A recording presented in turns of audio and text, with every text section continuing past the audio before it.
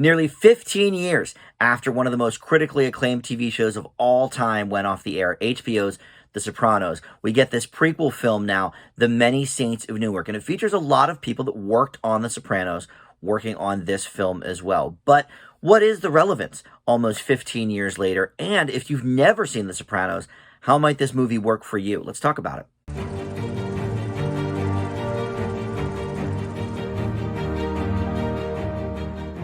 Hey guys, Dan here. This is Dan Reviews It. Welcome to my spoiler-free review for the new film, The Many Saints of Newark. This is available in theaters now, but also on HBO Max, and I sense that that is how a lot of viewers consumed this film due to the tepid box office response. But I also kind of figure if you're a big Sopranos fan, you already have HBO Max, so you can watch it for free at your home. So that kind of makes sense all around. But before we get into the specifics of this movie, I do want to welcome you to Dan Reviews It. Thank you for finding this video. Please consider subscribing down below and even maybe hitting that notification bell. You can get the notifications of all my TV and film reviews. And let's dive right into this movie. So my history with The Sopranos is pretty basic. I wouldn't say it's limited necessarily. I have seen the show in its entirety, but one time only, and it was about 5 or 6 years ago. I did it for my buddy Joe's channel, Merlin the Mighty. This is probably his favorite TV show of all time, and he really wanted me to consume it. So I said, well, all right, why don't we do reviews for it? And that will at least, give me a reason to watch it. And so we went through the whole series, and there's a whole bunch of videos on his channel sort of going over that. So I know a lot about the show. Like I said, it was 5 or 6 years ago. So a lot of the intricacies I don't quite remember, but I remember a lot of the basics and, some of the most popular episodes I know a lot about, the characters I know some about. So this movie is a prequel to that show, and it was written, co-written, I should say, by David Chase, who created the HBO series. He wrote a handful of episodes, I think like a couple dozen episodes of the show. So obviously this guy knows these characters very well. And this movie was directed by Alan Taylor, who directed about 6 episodes of the TV show. He was sort of HBO's go-to director for a while. He directed episodes of 6 Feet Under and Oz and Big Love and The Sopranos, among other shows. So these two guys really sort of know what they're talking about with these characters. But in addition to that, one of the lead actors, I say one of because it was sort of touted that this is kind of young Tony Soprano's movie. It's not really, which we'll get into. So this actor doesn't even really show up for about 50 minutes. But Michael Gandolfini, who is the son of the late, great James Gandolfini, who, of course, created, this character of Tony Soprano, or made it his own anyway. And so we have Michael as a teenage Tony Soprano here. But really, the movie is actually about Dickie Moltisanti, played by Alessandro Nivola here. And we get voiceover from Michael Imperioli, who, of course, was Christopher Moltisanti on the original show. So there's definitely some threads with the original program here. And I have some mixed feelings about all of this, which I'll get into. But other names that you will probably recognize in the cast include Leslie Odom Jr. We have, as members of the Soprano family, John Barenthal, Corey Stoll, and Vera Farmiga playing Livia Soprano, which is Tony's mother, who we see in like the first season and a half, I think, of the original series before the actress herself died. But we also have Ray Liotta here as Hollywood Dick Moltisanti, and the twin brother, Salvatore. And, names from the original show that you will recognize as well. Paulie Walnuts is here, and Big Pussy, and Janice Soprano, and a lot of these people that you may remember, Jackie Aprile, from that series in, more minor roles, but they're here as well. I have a lot of mixed feelings about this, and most of them don't land on the positive end of things. So for one thing, like I mentioned, this was sort of billed as the Tony Soprano origin story, even the poster, who made Tony Soprano. And we get some answers to that for sure, but what's interesting is I'm not sure if any of them were necessary. Because in, what was it, 8 years of the show, we got so much backstory on many of these characters, but especially Tony, because a lot of the show dealt with him being in therapy and dealing with some of these issues. And so, yes, we get some more specifics here, I suppose. But the fact that the quote unquote, star of the film doesn't show up until it's almost half over was an interesting choice. This is not a Tony Soprano origin story, really. It's about Dickie, and that's okay.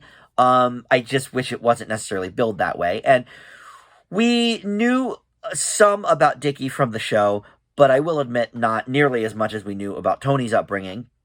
So, okay, fine, it's kind of nice. And look, I always liked the Christopher character, so it's nice to have some of his perspective sort of laced in here. I don't know how I feel about the narration, though, overall, because the original show did not really have narration. And so here it starts off with this Christopher narration, which, by the way, contains a major spoiler for the series. So if you've not seen the series and you're watching this movie, okay, well, you find something out within those first couple of minutes here. But it reeked of like, we want to be good fellas. I always wanted to be a gangster. Like, it's not quite that exact, but almost, especially since we have Ray Liotta in this movie. So that wasn't great. The other, I would say, major negative I have is that even though some of these actors, I think, are doing a pretty okay job at sort of mimicking their more adult counterparts. I think Vera Farmiga specifically, is doing a great Olivia Soprano here. But a lot of it comes off as a bit caricature-y. You see, a scuffle or whatever, and somebody says something, and three Italian guys go, "Hey!" It's like, dude, I get it. Like, maybe this is true to life or historically accurate of how these people act, but through the lens of today, it just comes off as kind of hokey and a little bit corny. And I don't think that's what they were going for here. And so, all right. So that brings me sort of to the two main questions that I asked up front. What is the relevance of this movie in 2021? And if you've never seen The Sopranos, how will it work for you? Question number one, I'm not quite sure what the relevance is, other than that HBO and many other companies are just mining their old product to, new audiences or to entice nostalgia audiences, like how they're doing the new Sex and the City TV show, which, look, I was a Sex and the City fan, but I don't even care about that. Who cares? That was 20 years ago. It had its time. It was a great show. Why are we picking at it more? So to me, this movie didn't really bring us any insane revelations. Was it kind of nice to see some of these characters again? Sure, in their younger form. But was this movie necessary at all? And the answer is no. And there are several Sopranos fans in my life that I've talked to about this, and the results were a bit mixed for them too. Now, some of them really loved it, and some of them were a bit more nonplussed about it. So that's number one. Number two, if you've never seen The Sopranos, how does this work for you? I think not well.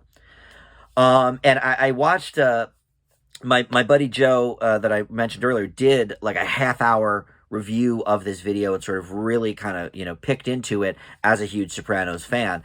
But he had thought of a few comparisons of, okay, well, it's sort of, like this movie or this movie where it was based on a TV show, but if you've never seen the show, how does it work for you? And, he mentioned that this is sort of like a lot of anime movies where if you haven't seen the show, you won't really know what's going on.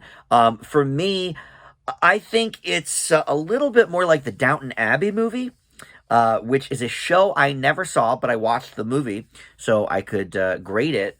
And, because I try to watch all the movies these days. I tried a couple of times on that show and it just didn't work for me. I understood the concept when I watched the movie, and I got who a lot of the characters were. But at the end of the day, I didn't really care. It was a fine movie. It was completely okay, but it didn't make me want to watch the show. Now, I will say this may make a person want to watch the show and be a little more interested in these characters. I think it works well in that way. But I think there's so many inside things from the TV show. I don't think somebody who's never seen The Sopranos is really going to at all appreciate this movie. And even as a viewer of The Sopranos, I didn't necessarily appreciate it either. I don't think it added that much new to the table, and I didn't think the acting was quite up to par. I know everybody's talking about, oh, Michael Gandolfini's so great, at basically mimicking his dad, and he did a lot of these affectations purposely for the film, but it all seemed a little bit, hokey to me. So I don't think this is great for people who have never seen the show. I think people that have seen the show will have mixed views about it. And I just am not sure what the relevance is of this movie in 2021. So overall, I didn't really like this movie all that much. I think it did some interesting things with the history of these characters that I appreciated. But overall, I give Many Saints of Newark a C-. Something to perhaps miss, especially if you've never seen the show. All right, that's going to do it. Thank you so much for watching, and we'll see you back here next time on Dan Reviews It. Bye.